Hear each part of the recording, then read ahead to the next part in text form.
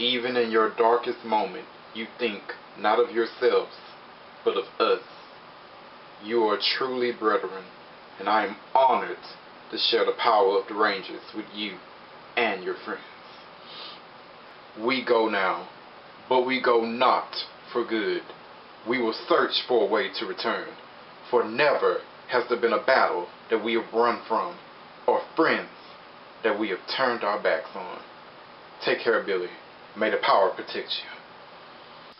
Boy, I tell you, with my acting skills, I would fit right in with the samurai people. But we are talking about season 3 right now. All right, season 3 of Mighty Morphin. All right, what can I say? Out of the 3 Mighty Morphin seasons, season 3 is the best. Like, seriously, it's the best out of the 3. I mean, like, lucky 3, I guess. I don't know. It's just, this is where the writing just got really good. This is where, like, Power Ranger writing in general just started improving. You know what I mean?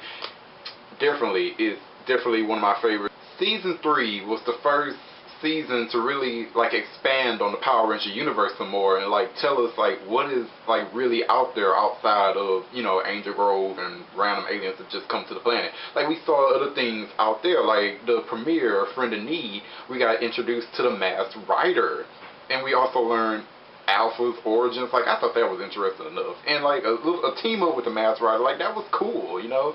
And they made their own little spin-off show from that didn't really go anywhere. But it was an interesting idea, and I thought it was cool. Like, the 3-part overall, I mean, it's okay, but, you know, I mean, it's not bad. It's not blowing me away either, but it's okay and enjoyable for what it is, and I definitely would recommend anybody to watch it. Yeah. The real start off to season 3 was the Ninja Quest 4-parter, which is just a beautiful set of episodes. Just beautiful. Okay, in this 4-parter, we got introduced to Rita Revolto, the skeleton alien brother of Rita Repulsa, right? Rita Revolto is one of the funniest villains in Power Rangers history. He really is. He's just great, okay? And him and 4 other monsters from the past ended up destroying the Thunder Zords, which was an amazing sequence. Like, it was one of the best edited together battles that Power Rangers had in that time. And when the Zords blew up, that was mind blowing. It really was. Like, I remember the first time I saw it, like, I think I was at my auntie's house and I was little, and I was just channel flipping, and I missed, like, the whole episode. I just randomly put it on Fox. I was like, oh, the Megazords, they're standing there. And then, boom! They just blew up. And Kid Me is just, the whole time, hey, I'm just watching these beautiful Zords that I love so much, like, blow up and fall to pieces. It's amazing. And you remember the part where Kimberly was trying to run to the blowing up Zords? And the other Rangers were holding her back. Like, they should have let her go. She could have saved them. She could have. So, after the Rangers lose their Zords, which then makes them lose their powers, they end up finding out the origin of the power coins, like who made them, which is this guy named Ninjor. And I thought this was great. It's a great piece of writing, and I like that Zordon wasn't the one that created the power coins, which you would think that he would have been, but, you know, he wasn't. And I'm just going to assume that Ninjor also made the dinosaurs, too. So, yeah, and then the Rangers, you know, they go on a quest to find Ninjor, and they find him, and he acting like an ass at first until he figures out, oh, you really are the good guys? Well, let me give you some new powers, you know. And he turns them into ninjas. It's great. Like, I like their ninja powers. I thought that was a very interesting aspect of the show. And they had, like, they used a lot of ninja techniques, which were cool, you know, hiding in the ground, making yourself giant, making copies of yourself, shooting energy beams. It was cool, you know. So the Rangers had their own separate ninja power suits, which I hope they bring back if they adapt the Gokaiger footage. And they also morph back into their old suits too. And, you know, some fans always thought that was a little strange, like they should have had new suit appearances.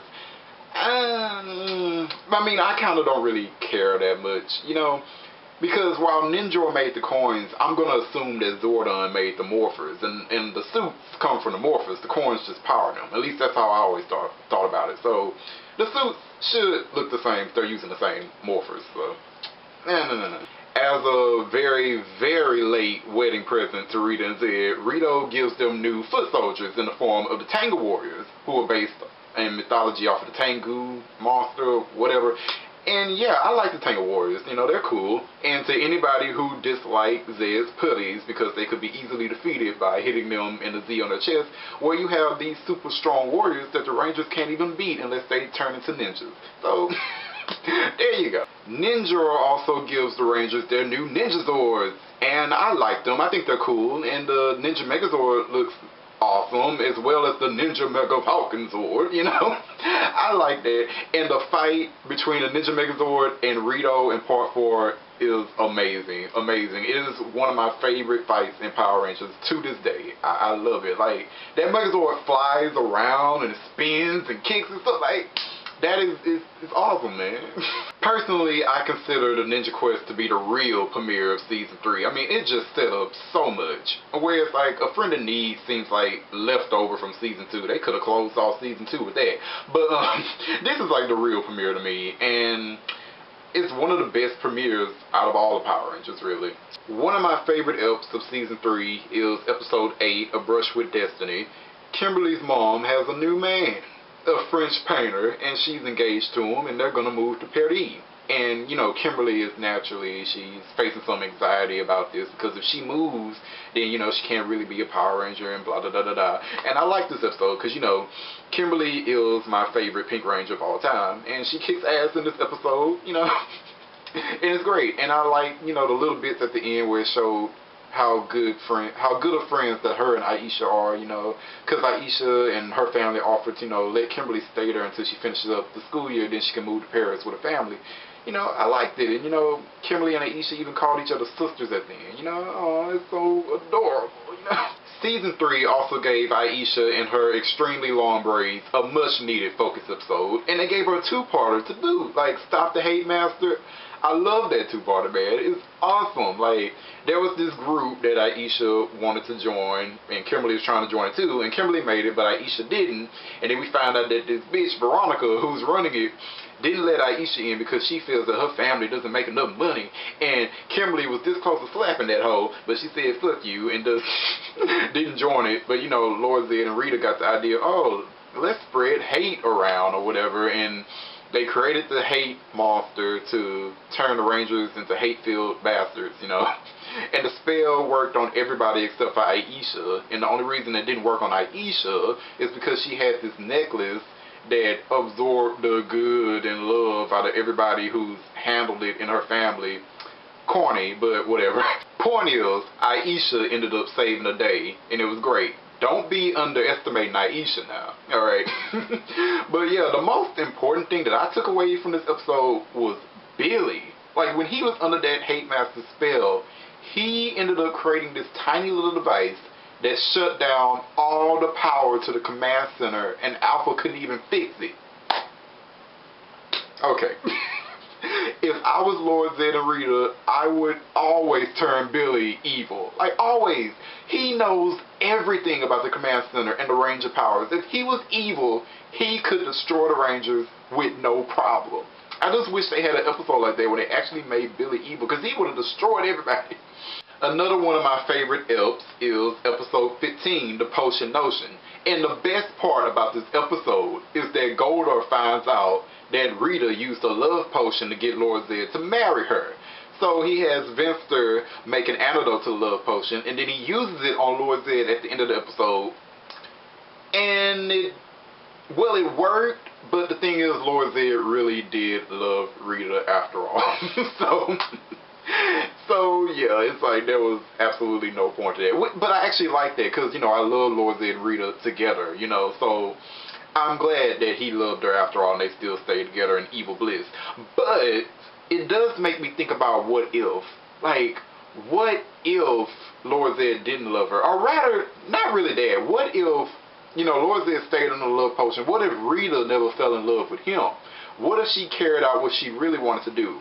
Her plan was to get Lord Zedd to fall in love with her until she eventually, you know, killed him off and took over. She was trying to take over again. So I always wondered, like, what if the writers just kept that storyline? Like, would it have been better to have Lord Zedd and Rita fighting each other? I don't know. It's a big what if. You know? Where Season 3 really started to pick up is in one of my favorite two-parters, A Ranger Catastrophe. And in this two-parter, we are introduced to a young lady named Katherine. Oh my gosh, Evil Cat is awesome. It's one of the best things that Power Rangers has done. I love Evil Cat. And, you know, she could turn into a cat, you know. And since she could turn into a cat, I always took, like, Cat to be, like, she could be, like, Rita's evil familiar. You know what I mean? Like, you know what a witch's familiar is, right? She could be that. I always think of Lord Zedd's staff, like, you know, it's a snake. I also think of that as his familiar, too. But, you know, that's just my love of witches and crap that's going crazy. But, anyway, Evil Cat is one of the best things ever. Like, she was just brilliant. I love it. Like, she was just put in to be the Rangers' friend so she could find out stuff and betray them or whatnot.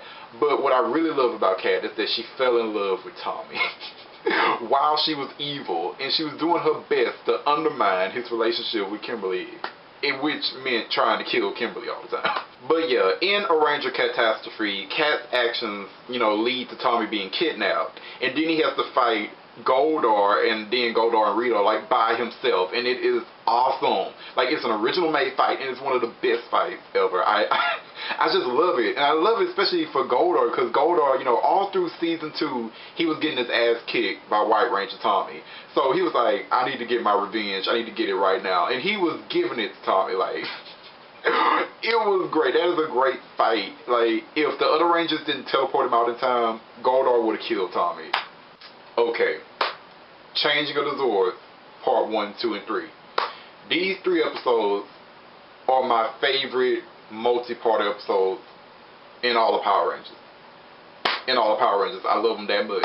Like, seriously, these episodes, like, it was brilliant, just brilliant. Almost everything about it is amazing. Like, and the villains, they stayed on top, like, for the majority of these episodes. Like, their plans were great. Like, they were just, Lord Zedd and Rita was just giving it to the Rangers, giving it to them hard. No condom, no lube, no nothing. Just raw. Just giving. Okay, Rita ordered Evil Cat to steal a power coin from the Rangers. Since she hates Kim and wants her man, she decides to pick on Kim and steal her power coin. Then Rita orders her to steal the Falcon Zord, and she does that as well. And I love how she just teleported in behind Tommy and just, you know, threw him out. That was awesome. And yeah, and the villains also kidnapped Ninjor after Goldar beat his butt. Like, seriously, see, Goldar had enough of y'all talking about how weak he was in season 2, because in season 3 he was trying to prove that he is still the boss. Okay, he defeated Ninjor, man.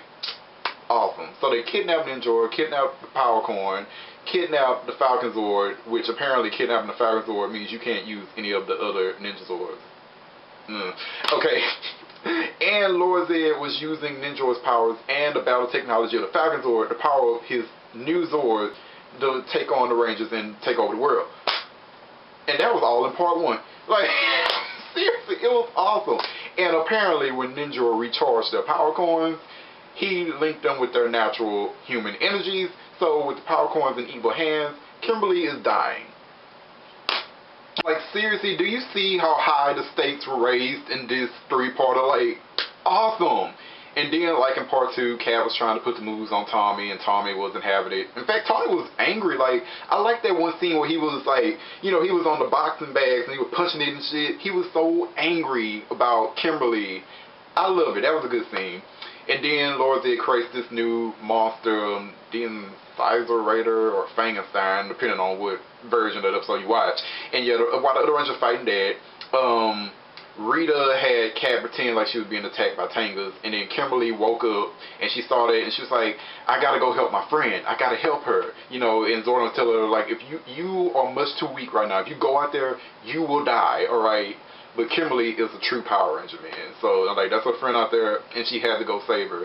And, you know, I really respected that. Like, she knew that there's a high possibility that she could die, and she still went out there and used her ninja powers. And, of course, you know, she got beat up by the Tangas, and, yeah, she got kidnapped and taken back to some dark dimension, number 85. I don't know. Okay. Yep. And then after Lord Zedd had Kimberly captured, he contacted the Power Rangers on their viewing globe. Awesome, and making demands, and ordered them to teleport him to their command center. That is a boss move right there. Especially when technically he didn't need them to do that. He had Kimberly's power core and he could have entered there anytime he wanted to. So yeah, they teleported Lord Zedd into the command center. And Lord Zedd being in the command center is just awesome. And he's sitting up there and he's just making observations, and Zord's like, hurry up, Zedd, while you sit there, Kimberly's life is ebbing away. And he just, yeah. I think when I take over, I'm going to have my wife redecorate this place. And then he just said, like, alright, Rangers, you become my servants, pilot my new evil Zords, you know, destroy the world for me, or I'm going to destroy Kimberly. And then they said, you know what, we'll pilot you Zords, you know, to protect Kimberly.